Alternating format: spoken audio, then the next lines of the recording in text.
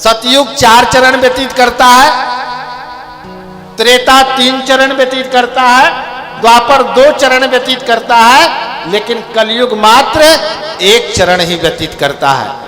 और एक युग का वर्ष जो होता है 4,32,000 वर्ष होता है। और अभी 5600 वर्ष कलयुग का पूर्ण हुआ है। अभी कोई वो वाला घोर कलयुग नहीं आया है। समझ लो घोर कलयुग आएगा तो हम सब जी नहीं पाओगे।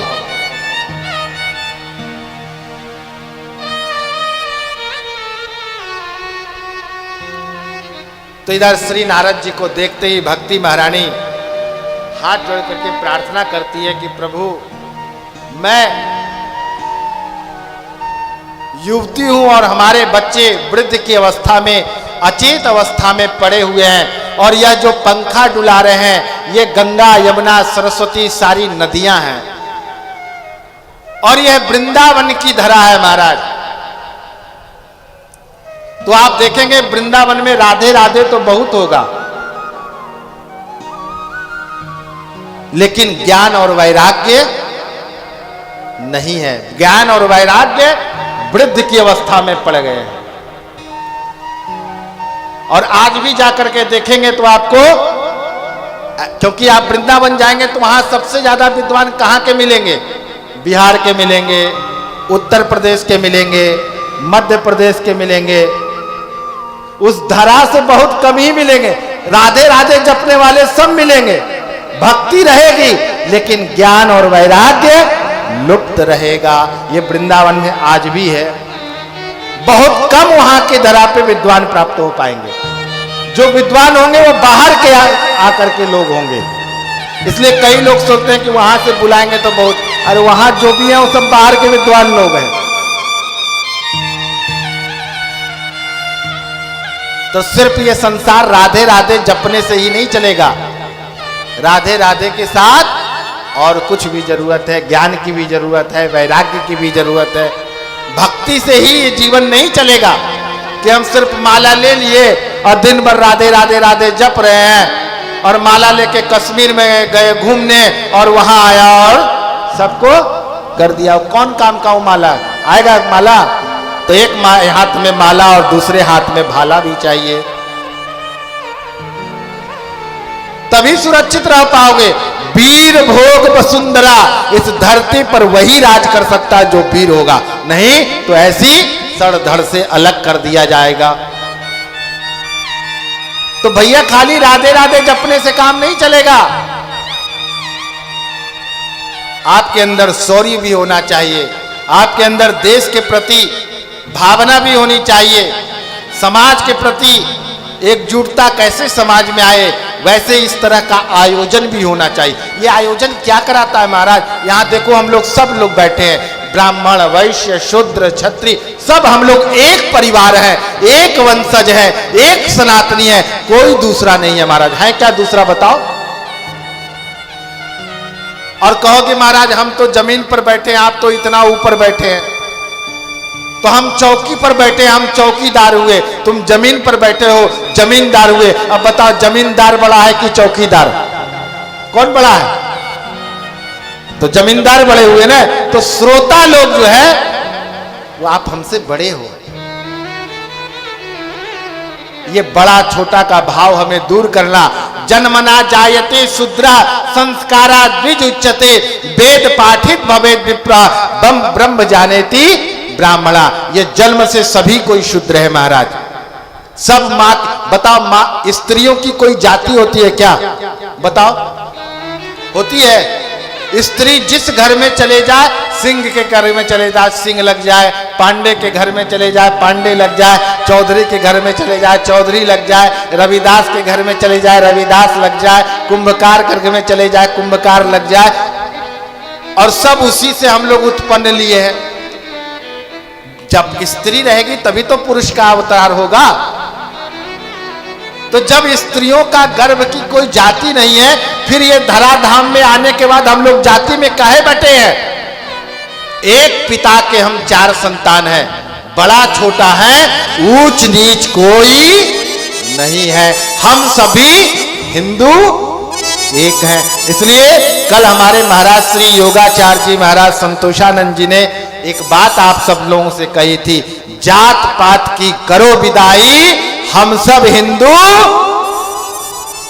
हम कोई अलग नहीं है, हम एकजुट रहेंगे तभी बच पाएंगे, नहीं तो आप बर्मा से मिट गए, अफगानिस्तान से मिट गए, काबुल से मिट गए, मॉरिशस से मिट गए, बैंकॉक से मिट गए, है ना, पाकिस्तान से मिट गए, बांग्लादेश से मिट रहे हैं, नेपाल से मिट रहे हैं, भारत में कश्मीर से मिट रहे हैं, बंगाल से मिट रहे हैं, कहां कहां से मिटोगे? अब बताओ, भारत छोड़ के कहां जाओगे?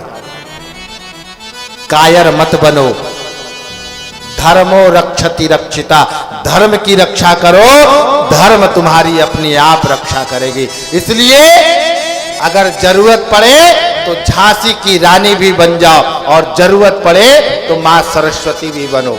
इसलिए तुम ही लक्ष्मी हो, तुम ही काली हो, और तुम ही सरस्वती हो। जैसा जिस समय में आए, जो जिस भाषा में समझे, उस भाषा में उसको जवाब देना भी सीखो। अरे महाराज, मुट्ठी भर लोग, इतने बड़े देश में इतनी प्राचीन सभ्यता संस्कृति जिसकी है, वहां पे मुट्ठी भर लोग आकर के हमारे ऊपर राज करके चले गए। धिक्कार है महाराज। हमारे पास सबसे पुराना वेद, हमारा भारत की सोने की चिड़िया क्या नहीं था, फिर भी हिंदू सहिष्णु रहा है। इसलिए अब हमें, ठीक है, उदार चरिता नाम वसुधैव कुटुंबकम, हिंदू जो है उदार है, उदार होना चाहिए, बहुत अच्छा होना चाहिए, लेकिन इतना भी उदार नहीं होना चाहिए कि पृथ्वी चौहान ने 17 बार माफ कर दिया, लेकिन उस दरिंदे ने एक बार भी पृथ्वी चौहान को माफ नहीं किया। इसलिए हम सबको वो भी अपनाना पड़ेगा कि जब जैसे को तैसा, तभी ये धर्म बचेगा, तभी ये राष्ट्र बचेगा, तभी ये देश बचेगा। जब धर्म बचेगा, राष्ट्र बचेगा, देश बचेगा, तब हम बचेंगे, तब हमारी माँ बहन की इज्जत बचेगी, नहीं तो सब समाप्त हो जाएगा। आज 27 लोगों का क्या गुनाह था बताओ? हम कश्मीर में नहीं जा सकते? कश्मीर का है कश्यप ऋषि का, जिसका हम लोग सभी संतान है। भगवान आदि गुरु शंकराचार्य की तपस्थली। महाराज जब ये पैदा नहीं हुए थे, ये 1400 साल वाले हैं, कोई 1900 साल वाले हैं, तुम लाखों साल वाले हो। 4 अरब 92 करोड़ 82 लाख 4,1232 वर्ष हमारा जो है पुराना इतिहास है, और कोई 1400 साल पहले आके कह रहा है कि एक ही भगवान है, बाकी कोई है ही नहीं। हम सुन रहे हैं। कोई आकर के हमारे यहाँ स्कूल खोल करके हमारे बच्चों को धर्मांतरण करा दे रहा है, पैरासीटामोल बांट करके, साड़ी बांट करके धर्मांतरण करा दे रहा है। ये क्या हो रहा है हमारे देश में? उसका कारण है कि आज के साधु संत भी भ्रष्ट होते जा रहे हैं।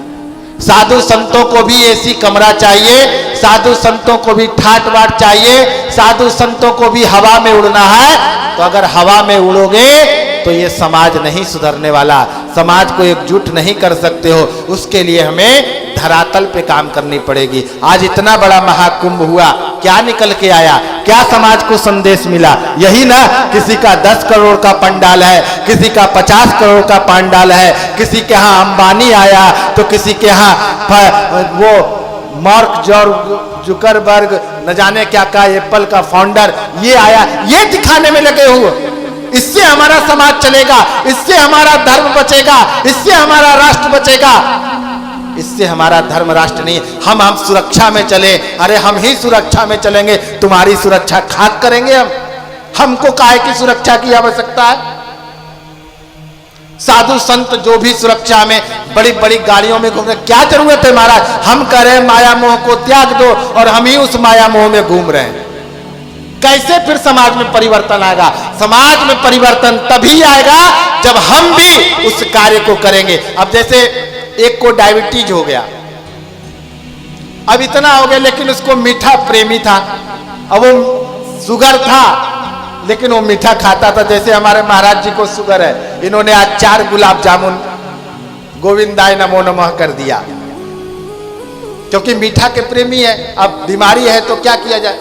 तो उनके अभिभावक ने कहा महाराज जी कि गांधी जी की बात मानता है, अगर गांधी जी कह देंगे कि तुम जो है मीठा छोड़ दो तो ये मीठा छोड़ देगा।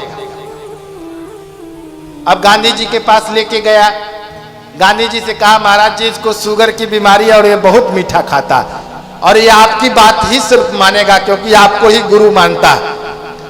अब गांधी जी ने कहा कि अच्छा तो क्या करना है, तो बस इसका मीठा कैसे छूटेगा। अब गांधी जी ने कहा कि मीठा तो हमें भी प्रिय है, अब हमको कोई कह दे कि मीठा छोड़ दो तो हम छोड़ तो नहीं सकते। तो जब हम खुद नहीं छोड़ सकते तो दूसरों को कैसे छोड़ने का उपदेश दे सकते हैं। और अगर कहीं बाई दी वे पूछ दिया कि महाराज कैसे छोड़े, तो जब हम उस पथ पे चले ही नहीं तो हम उसको बता कैसे सकते हैं। तब गांधी जी ने कहा कि अच्छा मुझे 20 दिन का समय दो। 20 दिन उन्होंने खुद प्रयास किया, एक एक दिन कर करके मीठा का त्याग किया। लास्ट दिन जब पूर्ण रूप से उन्होंने त्याग कर दिया तब उसको बुलाया और कहा कि बेटा तुम मीठा का त्याग कर दो, तुम्हारे लिए स्वास्थ्य के लिए ठीक नहीं है। तभी कहा कि ठीक है गुरुदेव, कैसे त्याग करें। तो उन्होंने बताया बेटा ऐसे ऐसे ऐसे ऐसे ऐसे त्याग कर दो, क्योंकि हमने भी त्याग किया है। अगर इस तरह का गुरु मिलेगा तभी आपको अंधकार से दूर कर सकता, नहीं तो वो अंधकार में तो जा ही जा रहा, वो तो डूब ही रहा, तुम्हें भी साथ में ले डूबेगा। इसलिए इस बार कुंभ में क्या दिखाना चाहिए था लोगों को, कितनी त्याग है लोगों में, कितनी तपस्या है, कितनी ऊर्जा है, कितनी निष्ठा है, कितनी प्राचीन सभ्यता है कि बिना बुलाए बिना आमंत्रण का करोड़ों करोड़ों लोग भागे चले आ रहे हैं। कोई सत्तू बांध करके, कोई कुछ बांध करके, बिना सवारी का, बिना पैसे का, कोई जाति का भेद नहीं, कोई बड़ा नहीं, कोई छोटा नहीं, एक गंगा का जल में आकर के लोग सिर्फ एक काम करने के लिए, स्नान करने के लिए आ रहे हैं। ये विश्व में जाना चाहिए। तो दिखाया क्या गया महाराज? क्या ऐसे हमारा धर्म बचेगा? क्या ऐसे हमारा धर्म रहेगा? या ऐसे हमारे धर्म अनुयायी होंगे? या ऐसे भारत की रक्षा होगी? क्योंकि भारत का मार्गदर्शन कौन करेगा? साधु संत महात्मा नहीं करेंगे तो कौन करेगा? अगर सनातन को मिटाना है तो ब्राह्मण को मिटा दो, संतों को मिटा दो। अगर इस्लाम को मिटाना है तो मौलवियों को मिटा दो। अगर ईसाई को मिटाना है तो पादरियों को मिटा दो, खत्म हो जाएगा। तो जब साधु संत महात्मा ही लोभी हो जाएंगे, लालची हो जाएंगे, तो कैसे धर्म बचेगा? तुम ही स्वार्थी हो जाओगे तो कैसे धर्म बचेगा? धर्म को धारण करने का चीज है, इसलिए धर्म को गाइए कम, धारयति धर्मः, धर्म को गाइए कम और धर्म को धारण करिए ज्यादा। इसलिए आज का जो धर्म है, आज की जो भक्ति है, लोग गा ज्यादा रहे हैं और धारण कम कर रहे हैं, इसलिए धर्म विहीन हो रहे हैं, इसलिए सनातन कमजोर हो रहा। अगर सनातन को मजबूत करना है तो अपने धर्म को धारण करो।